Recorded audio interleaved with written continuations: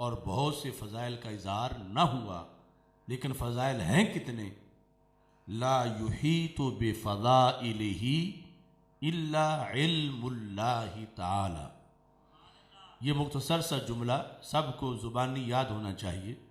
لا یحیط بفضائلہ الا علم اللہ تعالی، کہ سیدنا صدیق اکبر رضی اللہ تعالی عنہ کے فضائل کا احاطہ کرنا، مکمل فضائل جس بیان میں آ جائیں، جس علم میں آپ کے سارے فضائل ہیں، وہ علم رب ذوالجلال کا علم ہے. اور اسی کرمانی میں 356 صفحے پر سیدنا صدیق اکبر رضی اللہ تعالی عنہ کے بارے میں حضرت عطا جو تابعی ہیں ان کا قول ذکر ہے، اور پھر حضرت مکحول کا. یہ ایک فقہی مسئلہ ہے کہ آگ پہ پکی ہوئی چیز کھا لیں تو کیا نئے سرے سے وضو کرنا چاہیے یا نہیں کرنا چاہیے. الوضو مما مست النار، اور شرح معانی الاثار اور دیگر جو کتب ہیں ان میں کئی صفحات جانبین کے دلائل پر موجود ہیں. ترجیح اس کو ہے کہ آگ پہ پکی ہوئی چیز کھا لینے سے وضو نہیں ٹوٹتا، اگرچہ بعض چیزیں چکنائی والی ہو تو پھر کلی کر لینی چاہیے، لیکن بہرحال وضو برقرار رہتا ہے. گرم دودھ پی لیا یا اور کوئی چیز آگ پہ پکی ہوئی تناول کی تو وضو نہیں ٹوٹتا، لیکن ٹوٹنے پر بھی ایک طبقہ موجود ہے جن کے پاس دلائل بھی ہیں، لیکن ترجیح یہ ہے کہ نہیں ٹوٹتا. یہاں اس موضوع کو جب ذکر کیا گیا تو بیان اس طرح کے جو مذاہب ہیں اس میں جو حضرت مکحول تھے ان کا مذہب یہ تھا کہ وہ کوئی چیز گرم کھاتے تھے تو وضو کرتے تھے، یعنی ان کا مذہب وضو کرنا تھا کہ گرم چیز آگ پہ پکی ہوئی کھائیں تو وضو ٹوٹ جاتا ہے، جبکہ عطا کا یہ مذہب تھا کہ وضو نہیں ٹوٹتا. ان کی آپس میں ملاقات ہوئی تو حضرت عطا جو ہیں انہوں نے حضرت مکحول کو یہ بتایا کہ میں تو اس لیے اس موقف پہ ہوں کہ گرم چیز کھائیں تو وضو نہیں ٹوٹتا کہ حضرت صدیق اکبر رضی اللہ تعالی عنہ کو میں نے دیکھا، آپ نے ایک موقع پر گوشت تناول کیا اور اس کے بعد آپ نے نماز پڑھی اور نیا وضو نہیں کیا. تو جب حضرت صدیق اکبر رضی اللہ تعالی عنہ کو میں نے دیکھا اس عمل پر کہ آپ کا موقف یہ ہے کہ آگ پہ پکی ہوئی چیز کھا لیں تو وضو نہیں ٹوٹتا، تو میں نے بھی یہی موقف اپنایا ہوا ہے. یعنی میں حدیث کی شرح اس عمل میں دیکھتا ہوں، اور آگ پہ پکی ہوئی چیز کھا لوں تو میں سمجھتا ہوں کہ وضو نہیں ٹوٹا، اور اسی کے بعد میں نیا وضو کیے بغیر نماز پڑھ لیتا ہوں. جب مکحول جو ہیں حضرت مکحول انہوں نے حضرت عطا سے یہ بات سنی، موقف ان کا یہ تھا کہ آگ پہ پکی ہوئی چیز کھانے سے وضو ٹوٹ جاتا ہے، اور وہ وضو کے قائل تھے کہ کھا لیں تو پھر وضو کرنا ہے. اب انہوں نے سنا کہ سیدنا صدیق اکبر رضی اللہ تعالی عنہ تو آگ پہ پکی ہوئی چیز کھا لیں تو پھر بھی نیا وضو نہیں کرتے، پہلے وضو سے ہی نماز پڑھ لیتے ہیں. فَتَرَكَ مَكْحُولٌ الْوُضُوءَ، تو حضرت مکحول نے وضو ترک کر دیا، یعنی نیا وضو کرنا یہ چھوڑ دیا. اپنا موقف جو تھا ان کا کہ آگ پہ پکی ہوئی چیز کھائیں تو وضو ٹوٹ جاتا ہے، اس موقف کو ترک کر دیا اور یہ موقف بنا لیا کہ وضو نہیں ٹوٹتا. آپ سے کسی نے پوچھا فقیل لہ لما ترکت الوضوء، آپ نے کیوں چھوڑا، جبکہ دوسری طرف پہلے آپ کو پتہ ہے کہ حدیث میں اس طرح ہے،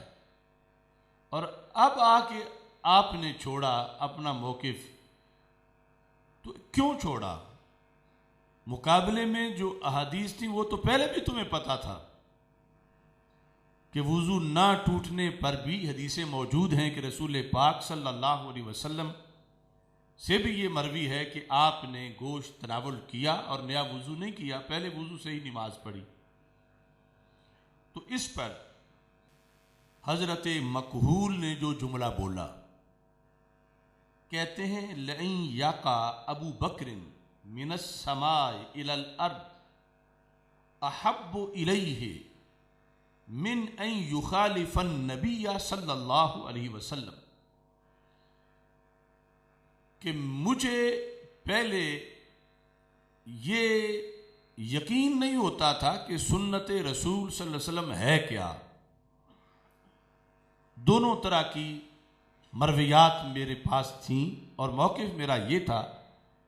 کہ میں سمجھتا تھا کہ وضو ٹوٹ جاتا ہے، لیکن جب مجھے حضرت عطا نے یہ بتایا کہ سیدنا صدیق اکبر رضی اللہ تعالی عنہ نیا وضو نہیں کرتے، تو میں اب اس یقین پر ہوں کہ سنت یہ ہے کہ وضو نہیں ٹوٹتا۔ یہ یقین مجھے کیسے ہوا؟ کہنے لگے کہ حضرت ابو بکر صدیق رضی اللہ تعالی عنہ کی ذات وہ ذات ہے کہ اگر آپ کو آسمان سے زمین پر گرا دیا جائے آپ یہ بات تو منظور کر لیں گے، مگر کبھی بھی خلاف سنت کو منظور نہیں کریں گے۔ لئن یقع ابو بکر رضی اللہ تعالی عنہ من السماء الى الارض احب الیہ من ان یخالف النبی صلی اللہ علیہ وسلم، کہ سیدنا صدیق اکبر رضی اللہ تعالیٰ عنہ کے نزدیک رسول پاک صلی اللہ علیہ وسلم کی مخالفت کرنا اتنا بڑا معاملہ ہے، اتنا بڑا معاملہ ہے کہ آپ یہ تو برداشت کر سکتے ہیں کہ آپ کو آسمان سے زمین پر گرا دیا جائے، مگر یہ نہیں برداشت کر سکتے کہ آپ کسی کام میں رسول پاک صلی اللہ علیہ وسلم کی مخالفت کریں۔ تو جب آپ وضو والے مسئلے میں نے یہ آپ کا موقف دیکھ لیا تو مجھے یقین ہو گیا کہ جو ابو بکر اتنی بڑی قربانی دے سکتے ہیں اور سنت کی خلاف ورزی نہیں کر سکتے، تو وہ اس مسئلے میں سنت کی خلاف ورزی کیسے کریں گے؟ اس بنیاد پر میں نے اس موقف کو تسلیم کیا۔ تو یہ دو باتیں آج کے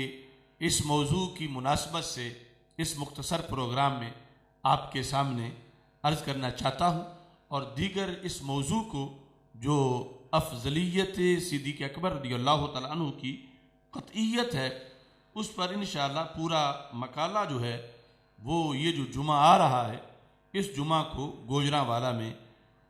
جامع مسجد رضا مجتبیٰ میں انشاءاللہ پیش کیا جائے گا۔ دوسرے نمبر پر مکتوبات شریف سے آج کا موضوع تھوڑا سا بیان کرنا چاہتا ہوں، کیونکہ ہمارے اس دور میں پیری مریدی کی کئی اقسام بن چکی ہیں، اور